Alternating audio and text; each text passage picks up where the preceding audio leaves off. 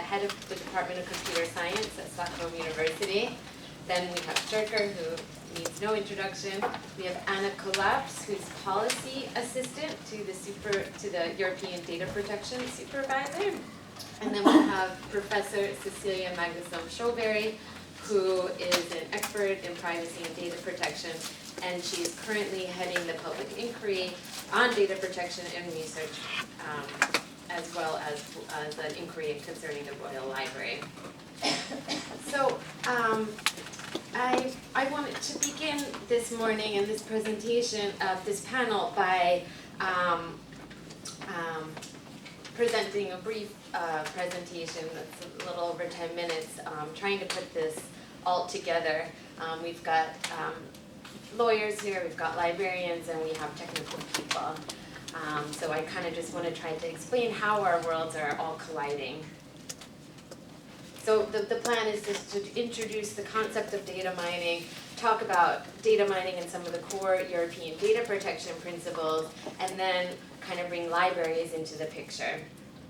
So as most of you know, society is producing just a massive amount of data, and this data comes from a multiplicity of different sources. It comes from social networks, blogs, emails, sensors like our phones and Fitbits, and that's just a few. Data mining is really one way of making sense of all of these data. And in my research, I've really tried to back up and try to understand what is so interesting about data mining, and more specifically, how does it differ from more traditional forms of data processing techniques. And just a few quick points here. First of all, possibly obviously, data mining can be used to make sense of huge amounts of data. So it's just typically conducted on these enormous volumes of data, which would tend to overwhelm more traditional forms of data processing techniques. So here what you need to think about is like what's easy with 1,000 data points is not so easy with 100,000 data points. Second of all, data mining creates new knowledge. So the data processing of the recent yesteryear could really only extract what explicitly existed in a database. In other words, it can only extract information that already exists. But what data mining can do is it can turn your data set into something much more new and useful. And this new information could, for example, be a model that you could use to make future predictions with, or it could be, as was discussed in the first panel, like a more abstract description of your data set so you could visualize it a bit better. The third point I want to make about data mining is that it can generate hypotheses. So unlike earlier forms of data processing, you don't necessarily have to query your database. Instead, you can kind of just sit back and listen to it. And because the process is driven by the data itself, the results are often serendipitous and unanticipated. So in many ways, data mining is this extension of traditional data analysis and statistical approaches. It incorporates techniques from a variety of different disciplines, and I just name a few of them here. Now, the interdisciplinary nature of data mining has certainly created some confusion about the terminology that surrounds it. And I think the result is this kind of hodgepodge of mixed vocabularies and different perspectives that are easily misinterpreted, especially by scientific outsiders like lawyers and librarians. Like when I began my PhD 6 years ago, everybody was talking about data mining, and I think now we hear more about big data. So as a starting point, I kind of created this basic taxonomy of data mining in order to better understand this technology and its relationship to other disciplines. And the reason why I bring it up here is just to mention at the outset that within the concept of data mining are a very wide variety of different analytical techniques and different types of algorithms, and each one of those different techniques and algorithms raises certain and distinct legal concerns. Okay, so now I'm going to leave data mining behind a bit and talk about data mining and its relationship to some of the core European data protection principles. Now, I'm not going to go through all the core European data protection principles. I'm just going to provide the example of the purpose limitation principle. So essentially, the purpose limitation principle, which is really a cornerstone of European data protection, requires that a data controller tells the data subject at the time the data controller collects their data the specific purpose for which the data controller is going to use their data. So you have to specify the purpose. This is sometimes referred to as purpose specification. Now the principle further requires that the data controller is only allowed to use that data for the specific purpose stated to the data subject at the time the data controller collected the data. So sometimes this is referred to as use limitation. You can only use the data in the way that you had promised the data subject. So my dad is a pensioner, and every day he sends me these emails that he gets from his other pensioner friends just to let me know he's back, doing well back home. And my brothers actually send them to their spam boxes, but I read them. And some time ago now, he sent me this story about a cartoon competition where people were asked to submit the dumbest things that their boss had ever said to them. And when I read the quote from the second place winner, which reads, "What I need is an exact list of specific unknown problems we might encounter," I thought, no, this is not a dumb boss at all. This is a boss who really understands the promise and the potential of data mining, which in so many ways is to provide a window to the unforeseeable, to ask the questions that we never thought to ask. And here I just want to elaborate a little bit more on this point and say that data mining is a little bit like voodoo science. So according to the conventional scientific method, you get your, most importantly, develop a sound hypothesis. Then you collect your data, and then you test your hypothesis on that data set. But with the data mining method, you kind of get your data from somewhere, you get a lot of data, you select the data mining technique that seems interesting for your data set, and you see what turns up. Now, it's important to note here that that data miners understand that scientific proposals that are derived without this sound hypothesis may not be as valuable or reliable because the correlations that turn up after the data mining could be completely random. So they, of course, have to take painstaking steps to evaluate their findings. Now, if we just jump back to the purpose limitation principle, I just want to make a few points about why it's hard, if not impossible, to reconcile the purpose limitation principle with technologies like data mining. So first, it's impossible to reconcile data mining with the purpose limitation principle because no one really knows beforehand what the results of a data mining search are going to be. So an individual cannot possibly foresee how his data is going to be used because, like I just said, data mining is this tool to provide a window on the unforeseeable.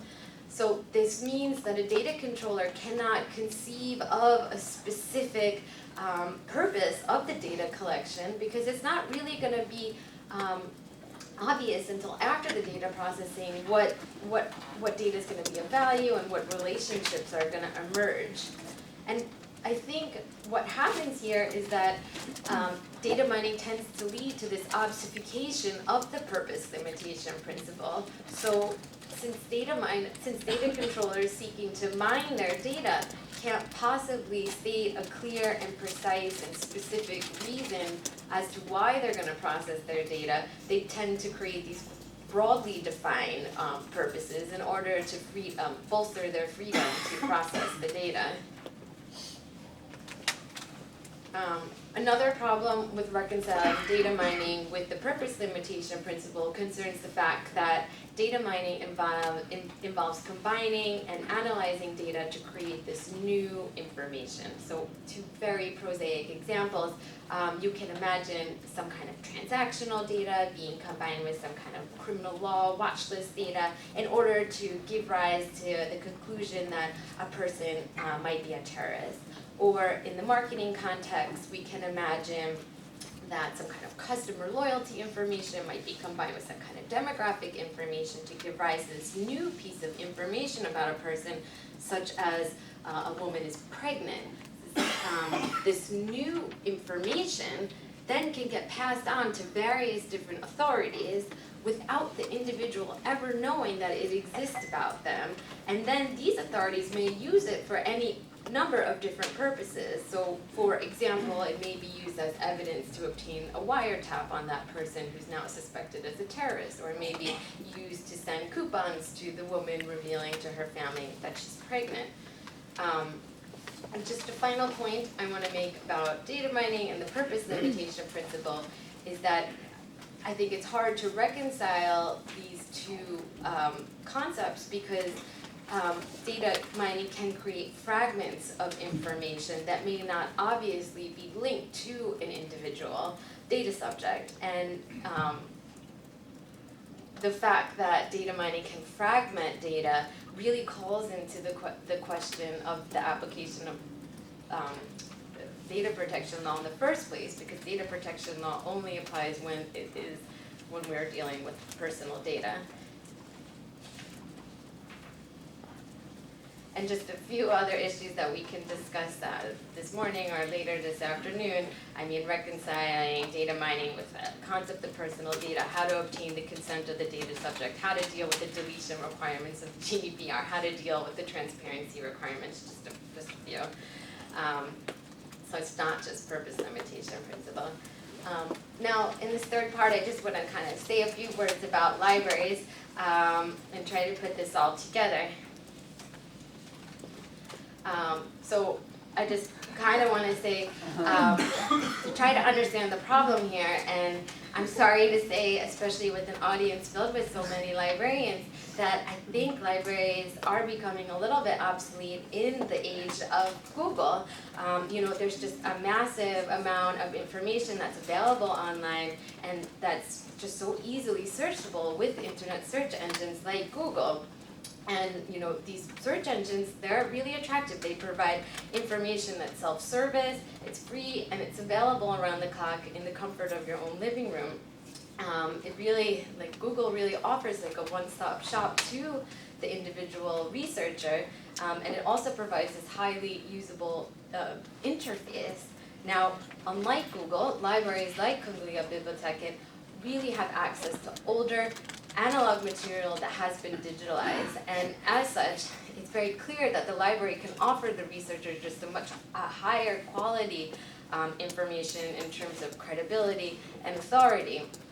But the problem is that from the perspective of the researcher, it's just really difficult to search through library archives, especially when compared to Google.